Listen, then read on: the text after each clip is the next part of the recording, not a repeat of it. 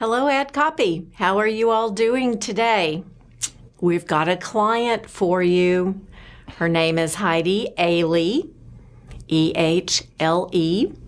And in addition to being a compadre and colleague of mine, she is working to start and has really been doing a lot with this in the past, but is sort of officially starting a business called Move It.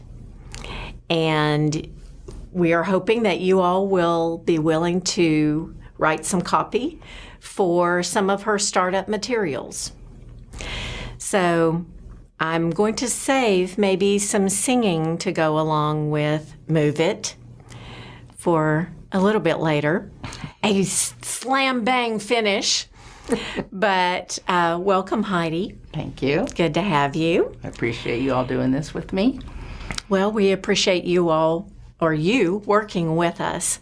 Can you tell us a little bit about Move It and maybe about your background and how you have come to start this particular business? Okay. I come from a dance background. I started out as a dancer, both modern and ballet.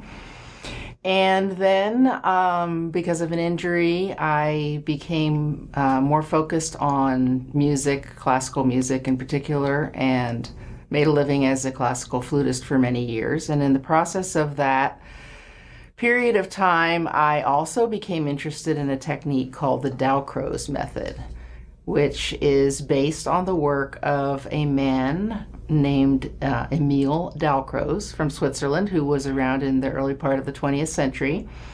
And his whole philosophy was that you can teach music concepts through movement in a very playful and engaging way, and that you need to experience things physically before you can understand them intellectually.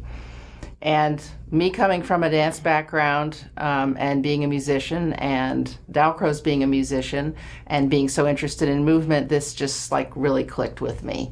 And I did quite a bit of the teacher training for that method. And then I kind of went a little bit AWOL with it and started incorporating other things that I had done, including martial arts and just my improvisation background in dance and other things that came from my music training. And so I've come up with this sort of conglomeration of activities that I've actually been employed to teach in many different settings over the last 15 years. So your experience with this is not new, but your intentionality in making this its own business is relatively correct. New. So I'm at a place where by word of mouth I get asked to do this because people know people who I've presented this class for, right, and they've liked it, so they've told other people. It pays well. That's nice. It's fun, and I think it's really beneficial, and it's very adaptable to different kinds of students, whether they be seniors or grade school kids or teachers in classrooms that might use it. So I've decided that I want to make this a little bit more formalized as an income stream for myself. And I've learned from certain people in my life that a little marketing can go a long way, and that it not only will bring opportunities for me, but also help me to think through and clarify what it is that I want to do and say in the world. And we're going to help her do that. And you all are going to help me do that, hopefully. So with Lisa's guidance and your ideas, maybe we can come up with a way of presenting this. And we are, Heidi and I have talked about working on two particular projects for this Move It endeavor. And that would be brochure text that could be used to create about a trifold brochure. And then also some additional information that you're hoping to send out in an email, but not as a newsletter, more as a marketing piece, right? Right. So those are going to be the two original copy assignments that we're going to ask you all to work with us on. And I'm going to ask Heidi some information, for some information right now in sort of an interview format, but she's going to provide a whole lot more or some more in-depth information for you to craft your text from. So we're going to hit some of the high spots right now, and then there will be a text file or two or more from Ms. Ehle to fill in the gaps for you and give you some specific spellings and some specific terminologies, as well as probably her very specific targeted audiences that she's interested in reaching. But to get us started, can you be a little more specific about what products, let's say, or services you would like to promote through these particular pieces? Okay. I guess there's sort of two aspects to this technique that I want emphasized. One is the playfulness of it, the funness of it. And the other is the educational nature of the information that can be conveyed in a very game-like way. In a fun way. In a fun way, yeah. And the third thing that I think needs to be prevalent in these materials is how adaptable this technique is to different groups that have different needs. In other words, it's like the analogy that I used with you the other day. You know, you take flour, eggs, milk, and you can make, sugar, and you can make biscuits or pancakes or muffins or waffles, or that's kind of the way this is for me. If I'm working with seniors who have a limited amount of movement and just are trying to get some exercise and coordination activities in this kind of a social integration experience, I can gear it towards that. If I've got grade school students who don't have any dance training but are in a workshop where they're seated all day, then I can create an hour of time that's an enrichment activity where they're moving and also getting some beneficial skills, etc. In limited space. In a limited amount of space, or a big space, either one. If I have a bunch of advanced piano students in a workshop that are teens, that are studying very serious repertoire at a summer camp, and they want to provide another activity that's music-related, educational, but will get them up and doing something different, I can do that. Because you integrate music. Because I integrate, very much so, kind of about into this. Music. Yeah, a lot of it's about music. So there's a flexibility there, and one of the things that I spoke with you about, if it's possible, is to create a piece where it would be adaptable in the future to dropping in the blurb about the target audience that I'm aiming for at that moment. Right. So you wouldn't necessarily always use all of the copy that we're going to be writing this time. You might take a piece of it and use it for one particular event. If there was a description of the class, if I'm targeting a senior center, it would be this picture and this description. Then that's a little piece that could pop out. Right. And if I'm targeting, a a music workshop, summer workshop kind of audience, there would be a different thing that I would drop in. Is that possible? Yeah, to do something like absolutely, that? Yeah. definitely. And as you can tell, Heidi knows quite a bit about marketing herself. She's a lot more savvy than she leads on. Thanks, Lise. she's part of the marketing team, let me tell you. Okay, so you have several different foci or focuses that you want to be included in this. You also have mentioned a number of different target audiences. There are going to be numerous target audiences that we can possibly help you do a little research on, what they're interested in, how to appeal to them. All of this is part of what we do in a creative brief. I know you love them. Now, what else do we need to prep them with? What other concepts?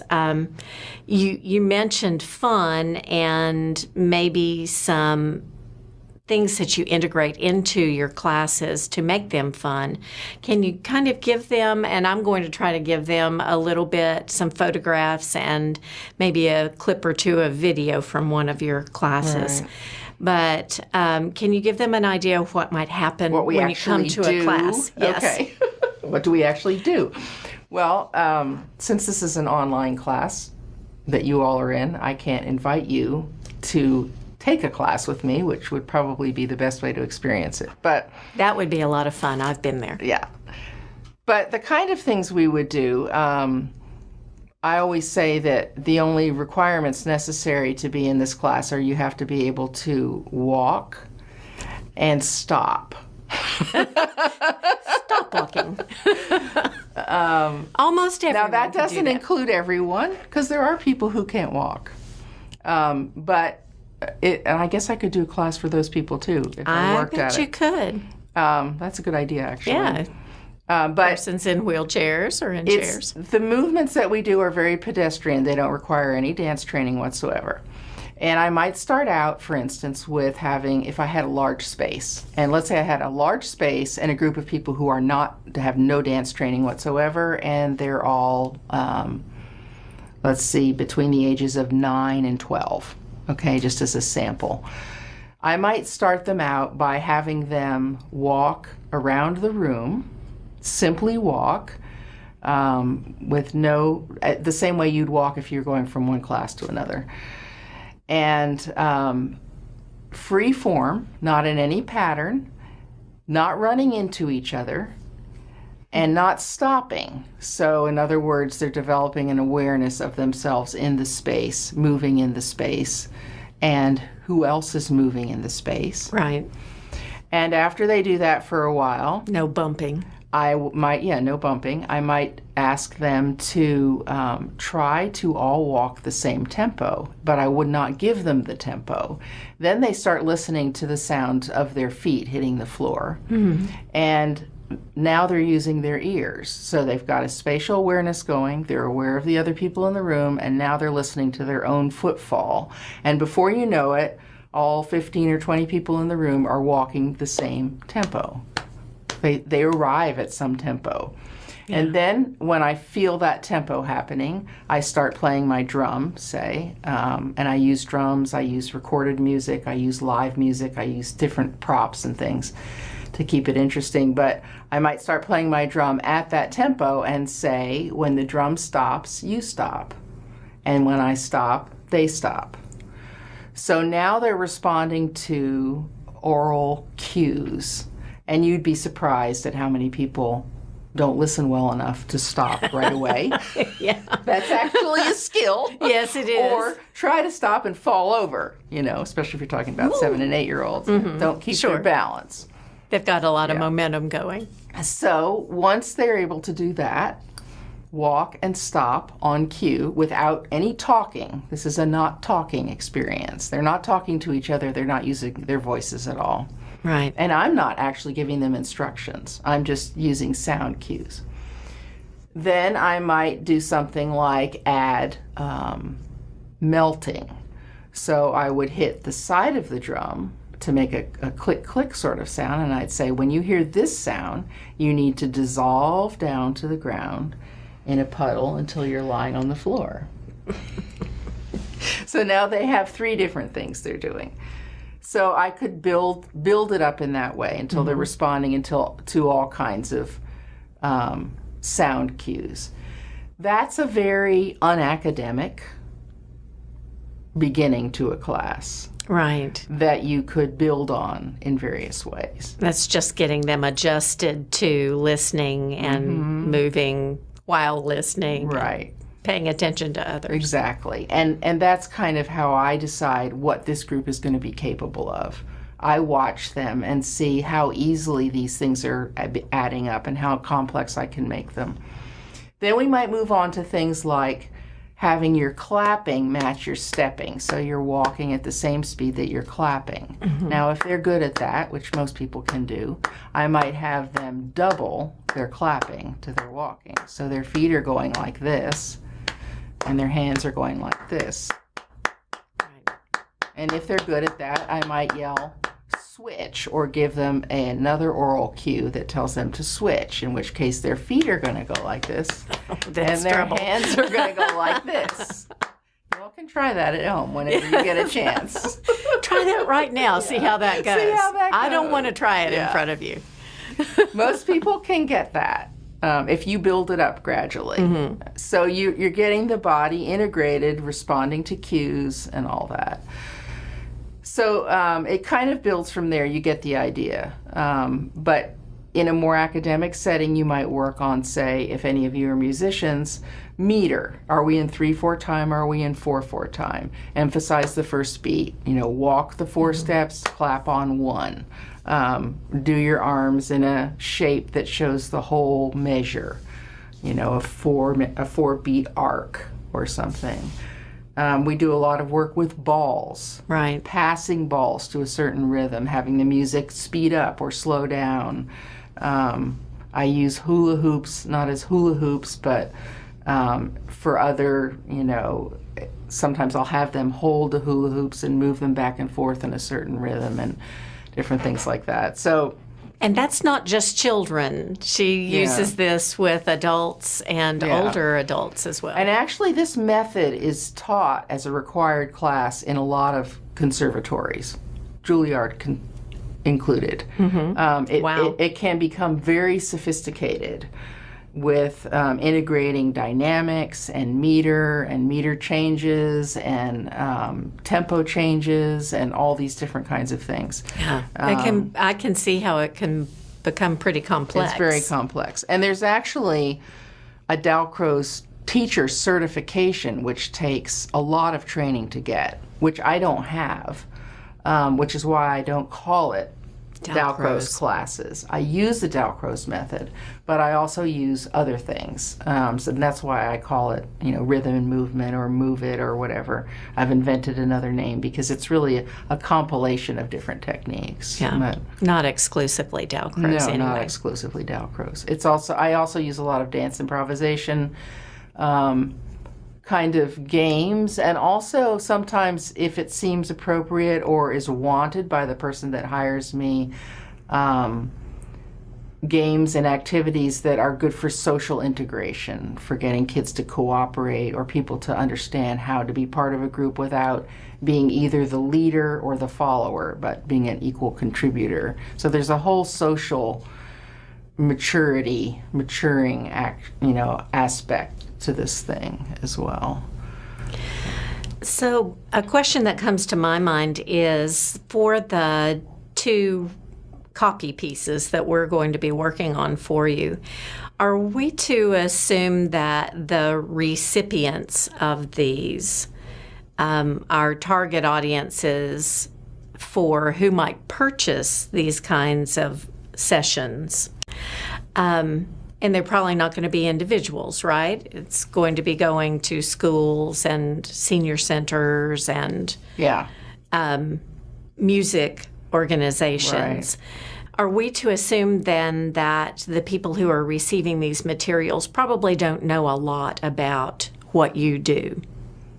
Yeah. They're going to be learning kind of from scratch about Move It and Heidi Ehle, Right. and your process. Yeah, and products. I'll give you to pass on some little paragraph descriptions that kind of sum what I was just talking about up. Okay. In a general way that hopefully, I mean, I guess my idea behind this is to sort of stimulate an interest that would cause somebody to pursue it further. It's not to the sign me up point. It's sort of like, here's a menu of cool stuff. Right. Might you like to? At some point. Or might you know someone? Something appropriate for your organization here. And if there is, please let me know. And my marketing people will focus some more information for you for your particular senior center. We'll tell you more about that. So this will be introductory material. Right. Yeah. So it will have to be informative. Right. Educational. But, we don't want to blah, blah, blah, blah, blah until people are... It's got to be, have a fun buzzwords, buzzwords that show that it's fun, anybody can do it, and that it's educational and academic and bona fide. It is taught in conservatories. This is not some playground activity. Right. You know what I mean? Yes. Yeah. It's not romper room. It's not romper room, right? Yeah. You all don't know what romper room is, sorry. Because that was 50 years ago. Yeah. Okay. Well, are there any other things that we have not covered that you'd like to talk with them on video about, or do you think that we have the basics and then can just add to our knowledge by looking at the materials that you're going to share with us? I guess the only other thing that I would say, I mean, we've talked a lot about the content of it, is, and this is something I've learned, from you partly, is that the look of the thing has to have the right feel to it. Yes. Not too romper room, but not too stern and academic either. Enough text to be informative, but not so much that it feels cluttered. Really good visuals that create the right feeling in people. And I don't even know what those are, but maybe you all do. Well, I do have some photos of Heidi in classes, working with students and people who have been in her classes. But you will be needing to not do the design work yourselves unless you all want to offer that to Heidi.